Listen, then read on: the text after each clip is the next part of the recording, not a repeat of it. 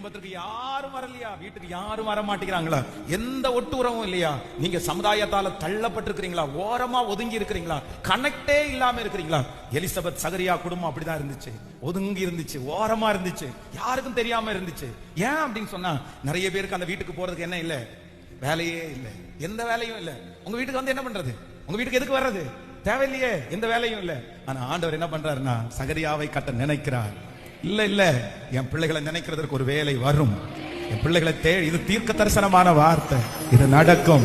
உங்க குடும்பத்துல ஹல்லேலூயா, கர்த்தர் அந்த சந்தோஷமான காரியத்தை புறப்பட பண்ணி உங்க மூலமா அந்த செழிப்பை கட்டளையிட்டு பகைத்தவர்கள் மத்தியிலே கர்த்தர் நமக்கு ஒரு பந்தியை ஆயத்தப்படுத்துவார். பிரதர், உங்க வீட்டை கட்டி கர்த்தர் திறக்க வைப்பார். உங்க கை அதை கட்டி முடிக்கும். அதனுடைய தேவைகளை கர்த்தர் ஆச்சரியமா சந்திப்பார். உங்க வீட்டுல வர்றதுக்கு ஒரு நல்ல நிகழ்ச்சி உண்டாகும். உங்க வீட்டுல ஒரு சந்தோஷமான நிகழ்ச்சி உண்டாகும். கைகளை தட்டி தனியே இருக்கிற குடும்பத்திற்கு சந்தோஷம் அடைகிறது போல ஒண்ணு நடக்கும். ஆமே, உங்க ஃபேமிலி சந்தோஷம் அடைகிறது மாதிரி ஒரு அற்புதத்தை கர்த்தர் செய்வார் செய்வார். உங்க குடும்பம் சந்தோஷம் அடைகிறது மாதிரி, நீங்க பிஸி ஆகிறது மாதிரி, ஹல்லேலூயா, ஒரு காரியத்தை கர்த்தர் செய்வார். ஹல்லேலூயா. என்